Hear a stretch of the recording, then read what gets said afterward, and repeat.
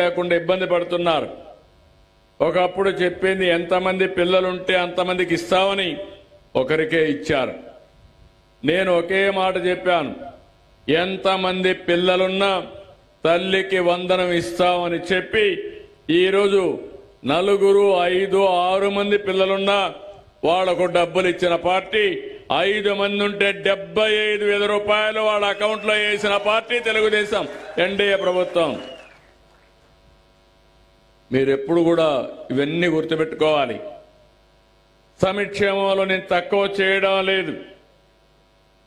అదే మరిగా 1వ తరగతి ఇంకా అడ్మిషన్స్ కాలేదు, 11వ తరగతి అడ్మిషన్స్ కాలేదు. అడ్మిషన్లు అయిన వెంటనే వాళ్ళ అకౌంట్లో కూడా డబ్బులు వేస్తాం. ఒక్క తల్లికి వందనం కార్యక్రమంలో 10,000 కోట్ల రూపాయలు తల్లుల అకౌంట్లో వేసి మీ ముఖంలో ఆనందం చూసిన పార్టీ ఎన్డీఏ ప్రభుత్వం అని చెప్పి కూడా నేను మీకు తెలియజేస్తున్నా. అదే మరి రైతులకు ఇబ్బందులు లేకుండా చేయాలనుకున్నాం. సకాలం నీళ్లు ఇస్తున్నాం. అవసరమైన విత్తనాలు కానీ, క్రిమి సంహారక మందులు కానీ, అదే మరిగా ఎరువులు కానీ ఎక్కడా ఇబ్బంది లేకుండా పెట్టడమే కాకుండా, ఒకప్పుడు నేను చూసేవాడిని ఇక్కడే వచ్చి ధర్నాలు చేశాను, తణుకులోనే చేశాను. ఆ రోజు మనం చూస్తే వాళ్లకు నచ్చిన రైస్ మిల్ ఇచ్చేవాళ్ళు. ఇక్కడి నుంచే ఎక్కడో ఈస్ట్ గోదావరిలో లేకుంటే కాకినాడ దగ్గర ఇచ్చి మీరు అక్కడ పోయి 4-5 రోజులు వెయిట్ చేసేవాళ్ళు. కానీ ఈరోజు మీరు ఏ రైస్ మిల్లో ఇవ్వాలంటే మీకు దగ్గరుండే రైస్ మిల్లుకి మీ ధాన్యాన్ని నమ్మించే వెసులుబాటు ఇచ్చిన పార్టీ ఎన్డీఏ అని చెప్పి కూడా నేను మీకు తెలియజేస్తున్నా. ఇది కాకుండా ఈరోజు ధాన్యం కొనుగోళ్లు కూడా ఎప్పటికప్పుడు డబ్బులు ఇవ్వడానికి ఎన్ని ఇబ్బందులున్నా, ఇటీవల కొన్ని ఇబ్బందులు వచ్చాయి. అయినా కూడా నేను ఒకటే చెప్పాను, ముందు రైతుకి ఇవ్వాలి. ఇవ్వడానికి అన్ని విధాల శ్రీకారం చుట్టి ధాన్యం ఇచ్చిన వెంటనే మీ డబ్బులు మీ అకౌంట్లో వేసే బాధ్యత కూడా తీసుకుంటున్నాం.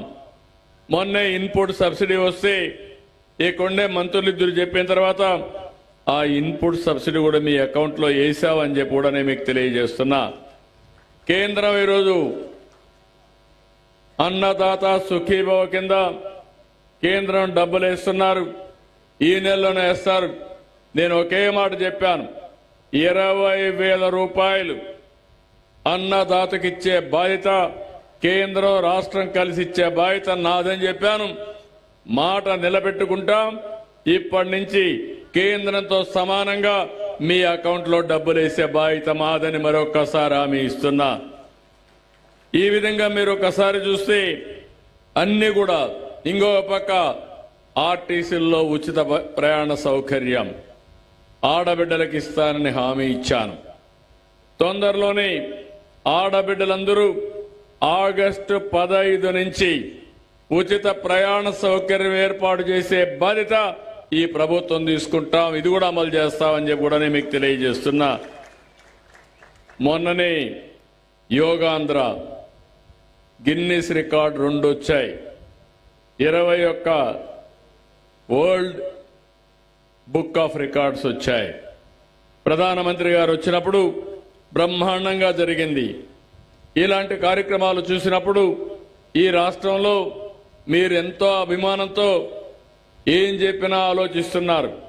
నేను కూడా అందుకే ఏ పని చేసినా చిత్తశుద్ధితో చేయాలని ఈ కార్యక్రమాలన్నీ చేపట్టాను. ఈరోజు 12 నెలలు అయింది. 12 నెలల్లో కూడా పింఛన్లు ఇచ్చాను. ఈరోజు 13వ నెల అయింది. 13వ నెల ఇచ్చాను.